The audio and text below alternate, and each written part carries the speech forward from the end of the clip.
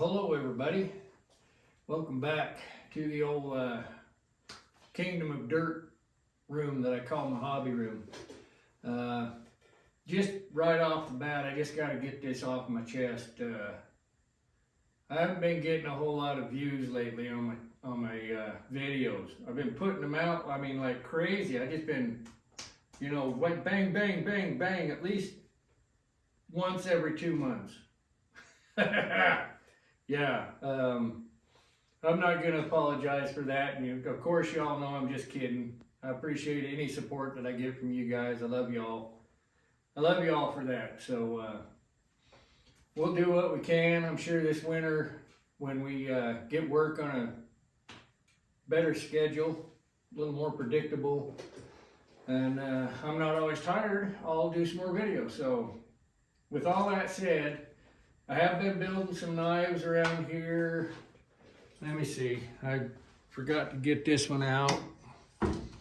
Some of you may have seen this one on the, if you're on our Facebook, our HUD's Hobby Room. It's just a beautiful, look at the sheath that Dana built. I mean, this lighting's terrible, but I mean, that's just a gorgeous, gorgeous sheath. And this would be what I call a Kukri Bowie hybrid. It's not really highly finished because it's basically a test knife for a little project I got going. I took this over to my buddy's house, Brandon Williams, name dropping. He was on Forged Empire and won. But he's a super great guy, super helpful. And I just couldn't bring myself to beat this knife up. It's a bushcraft knife. It's got to be tough. You know, if you're out in the bush and you're not, I don't know why you wouldn't have an axe or a hatchet with you, but you know, not everybody's got axe fever like some of us on this little community island of ours. But you're going to use it for that, chopping, and we did a 2x4. And I just handed it to Brandon and said, just do it. I can't be the one that does it first. And that's something I need to get over because I don't want to sell somebody a knife and have it just fail on them. I want it to fail in my hands. So he did. He found a 2x4 and it had a knot running all the way through that turkey. And guess where he started? Right on that knot. And he just bashed on it.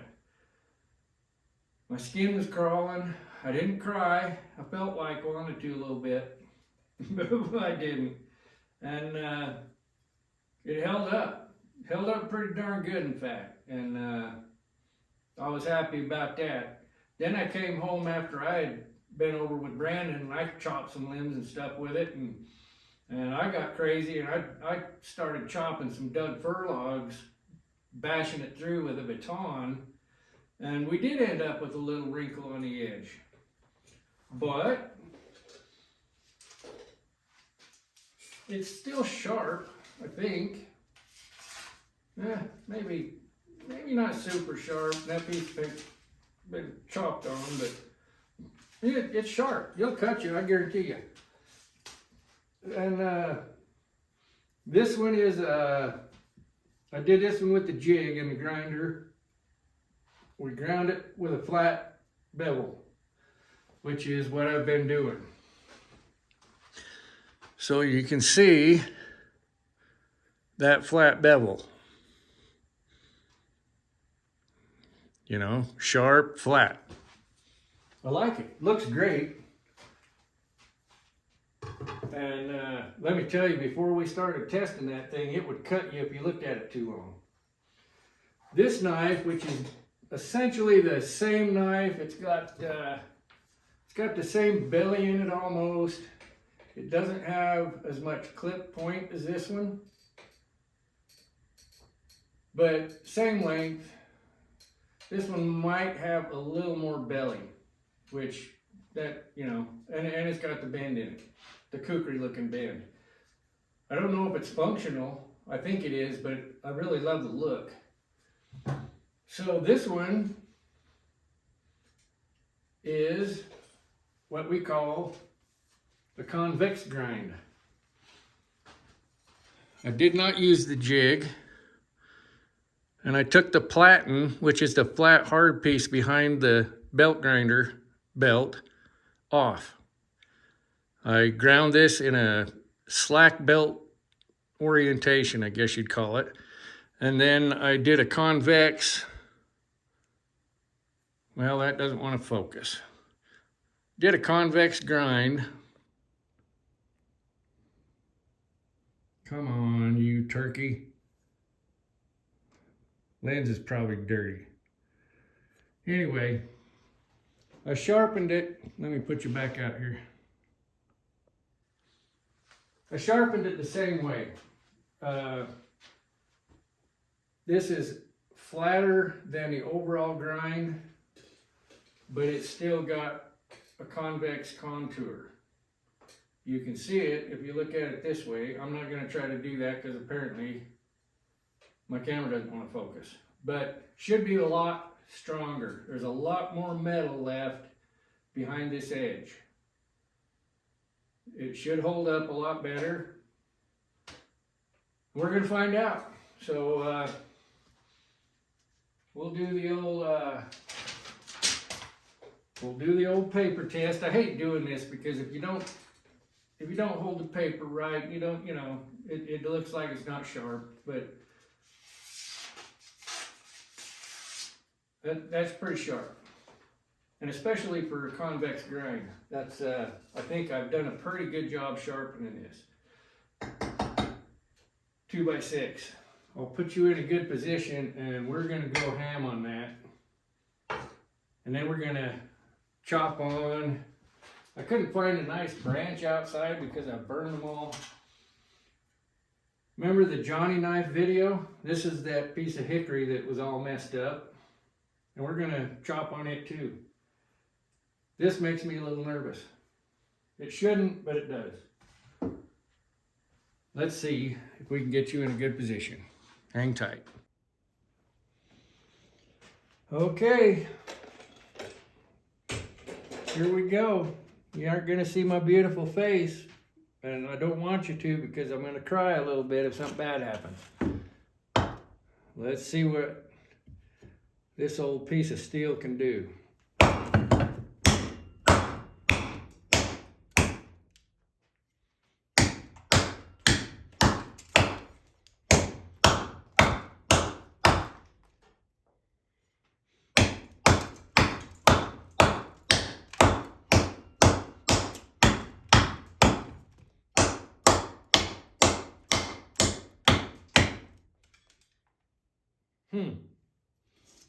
So it's chopped pretty good into that. Without a handle, it's hurting a little bit, but I didn't want to go through the process of putting a handle on there and then blowing up the knife.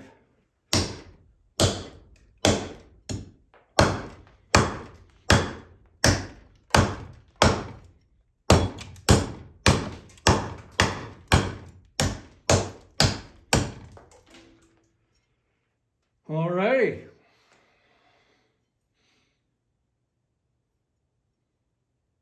That knife's still sharp, folks. Let's see if it'll do the paper cut. Still, got a little drag there. I think we're pretty darn good still. We took a pretty good chunk out of that old 2x6. Just saying.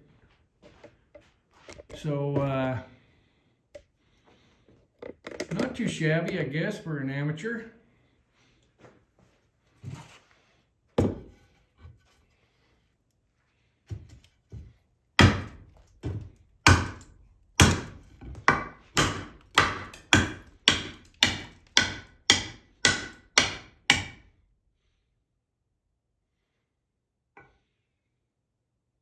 Maybe a little deflection. I'll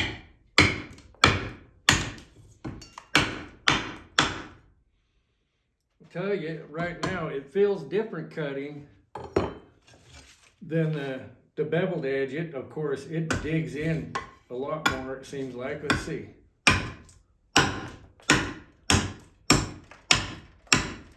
Yeah, little bit. Plus it's got a handle, it's easier to swing. That's a cool blade, I like it. So now we'll just preliminary, and this paper test it's not perfect by any means. Still cuts. Still cuts. So I think that's a success. I'm not even really gonna have to clean it up much. Let me get reset up and we'll say goodbye. Okay, with the magic of lighting and me moving the camera around a little bit, let's try this again. I just want you to see the difference. I'm sure you guys understand it.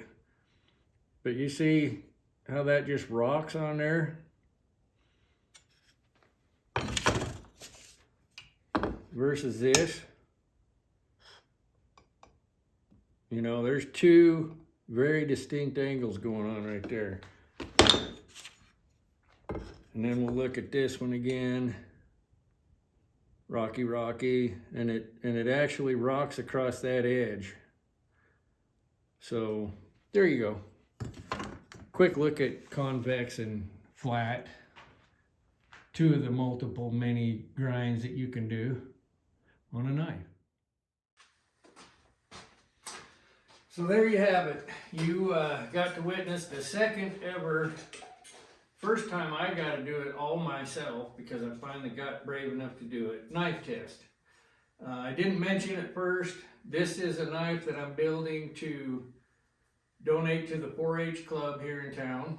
Dingosaurus Club, there's the Rabbit Club, there's the Market Beef, the market animals, all the different clubs. This is going to, overall, they're going to sell raffle tickets for this at the Eastern Idaho State Fair next week, and hopefully they can make some good money on it and help support the club. So we will, we're going to etch, well, I don't know what we're going to etch on here yet. They're checking with the 4-H people to see if it's okay if I put 4-H on here and that logo, the clover. I hope they do, because that'd be really cool, I think, on here. But if not, we'll etch my HHR in there. I'm looking into getting a hot stamp. I think that would be better than the etching. I like the etching, and I'm still going to do some etching, but I'm afraid with good use, a knife with an etch that etch is going to wear off, and I want my maker's mark in there. So all part of the learning process and growing process of knife making. So yeah,